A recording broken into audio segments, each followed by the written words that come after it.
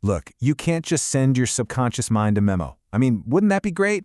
But the deepest, most automatic parts of your brain flat out refuse to take direct orders. You can't simply demand that your mind changes your deeply encoded habits. The subconscious operates way, way below the surface, running patterns that were established long before you even had the capacity to question them.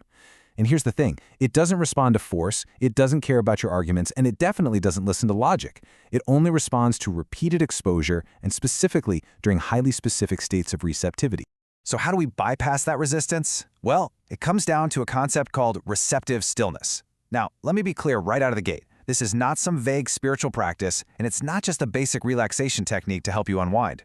We're talking about a highly structured, precise biological mechanism. It's a physiological method designed specifically to bypass the constant, endless noise of your conscious mind. By doing this, you're essentially forcing that conscious, analytical part of your brain to step aside, and that gives you direct access to the subconscious layer, the exact place where real, lasting reprogramming actually happens. Think of this as the ultimate mental tug-of-war. On one side, we have the conscious mind.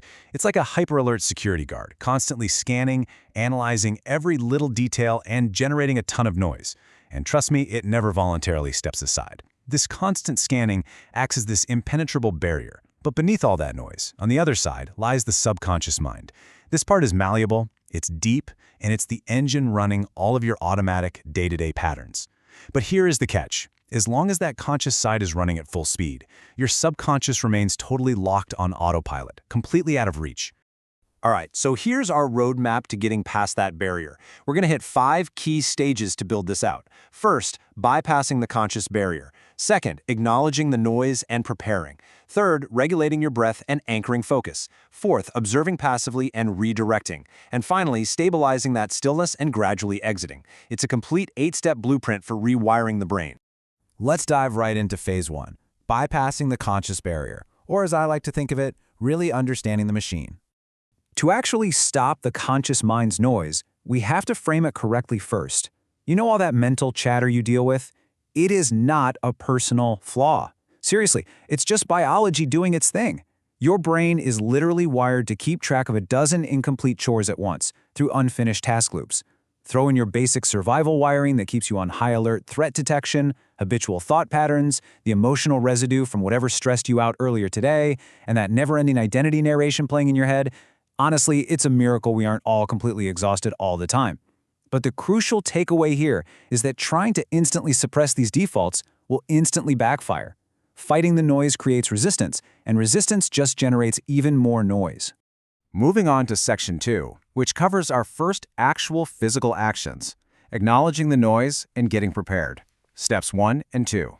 Step 1 is all about acknowledging the chaos. You kind of have to step back and adopt what we'll call the observer point of view. You need to stop all external activity, sit back, and literally just watch your thoughts without jumping in to intervene. Just accept the mental state you are currently in, whatever it is, and pinpoint that noise as the exact layer you're trying to work through. You have to see the mental chaos clearly to separate yourself from it. If you skip this part, you're basically building your whole session on a foundation of immediate resistance. Then we hit step 2, preparing your body and your space. Think about it. Your brain is constantly soaking up data from its environment. To shut that down, you need absolute physical stillness in a supported posture so your muscles aren't working.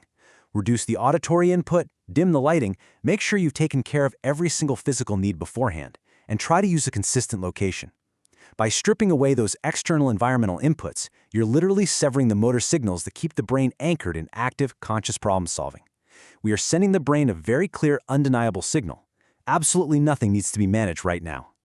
Okay, that brings us to the third part of our framework, regulating breath and anchoring focus. Steps 3 and 4. Step 3, breathing. Now, breathing is wild because it's the only physiological function in your entire body that is totally automatic, yet you can manually control it whenever you want. We use this as a lever. The 4-6 pattern, inhaling for 4 counts, exhaling for 6, is your basic down regulation. If you want a deeper physiological shift, you move to the 4-7-8 pattern. And box breathing, that provides incredible rhythmic stabilization. By using this controlled, diaphragmatic breathing, you are literally reaching in and manually shifting your nervous system out of that fight-or-flight high-alert state and dropping it down into rest and digest safety. With your breathing locked in, we move to step 4, the dominant anchor. Look, Your mind is going to try to wander. It's what it does. So we have to give it a placeholder. But an anchor has strict rules. It must be continuously available. It can't require any analysis whatsoever. It has to be entirely emotionally neutral. It needs a single fixed return point and a self-imposed rhythm. Counting your breaths works perfectly, or focusing on the temperature contrast of the air at your nostrils. It's essentially a gentle chew toy for your conscious mind, keeping it occupied just enough so that your deeper subconscious can finally float up to the surface. Which naturally leads us right into Section 4, observing passively and redirecting. This covers steps 5 and 6. Now, step 5 is huge. There is a massive, critical difference between just observing a thought passively and actively engaging with it. When you're just observing, your attention stays glued to your anchor, your emotional response remains totally neutral, the thought only lasts a brief second, and most importantly, you maintain access to the subconscious. But the second you engage, the moment you direct your attention to the thought, feel an emotional response, and extend its duration, boom, your brain's frequency spikes and you completely slam the door on your subconscious. The golden rule here is to let a thought pass through your awareness like a cloud. Do not analyze it, or you'll ruin the physiological state you just built. But let's be real, you're gonna drift. You'll be sitting there and suddenly you're wondering what's for dinner. Totally inevitable. So step 6 is redirecting attention. This is a highly precise 3-part mechanism for weakening those old habitual circuits every single time your focus wanders. First, notice. Get a clean, objective recognition that you drifted. Second, acknowledge. Give it a neutral internal registration, literally just think the word drifted. Third, return. Make a deliberate, gentle reorientation straight back to your anchor. This sequence, practiced over and over again, that is the actual reprogramming happening in real time. All right, final section. We are stabilizing that stillness and then exiting gradually. Steps 7 and 8. Listen, everything we've talked about up to this point, that was just construction, building the scaffolding. Step 7 is where the actual neurological reorganization takes place. You'll know you're there by the signs of stillness. You'll have extended, unbroken contact with your anchor, a feeling of reduced physical sensation, this incredible mental spaciousness, a totally quieted internal monologue, emotional neutrality, and sometimes even a sense of time distortion. When these happen, congratulations, the subconscious layer is now your dominant operating surface. But here is a massive warning for you. Do not interact with it. The moment you think, wow, I'm doing great, I'm so still, poof, you've re-engaged the conscious mind. Just quietly notice the stillness and stay on your anchor. And that brings us to the very last piece of the puzzle. Step 8, the gradual exit. We have to do this sequentially. Wiggle your fingers and toes for 10 seconds. Then move to the wrists and ankles for 10.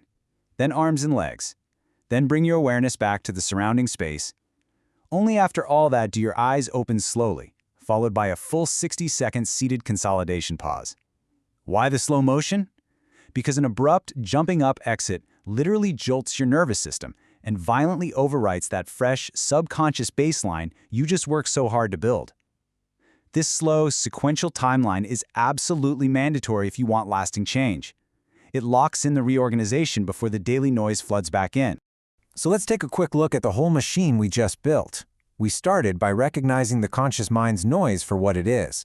Then we moved dynamically through our steps, acknowledging that chaos in step 1, preparing our physical space in step 2. We regulated our breathing to shift our nervous system in step 3, and locked in our focus with a dominant anchor in step 4. We learned the crucial skill of observing passively in step 5 and actively redirecting our drifts in step 6. All of this allowed us to recognize and hold true stillness in step 7, before finally locking it all in with a gradual exit in step 8. You've got the complete blueprint now. So, my question to you is this: what deeply ingrained automatic pattern are you going to target next, now that you finally have the manual to bypass your own conscious mind?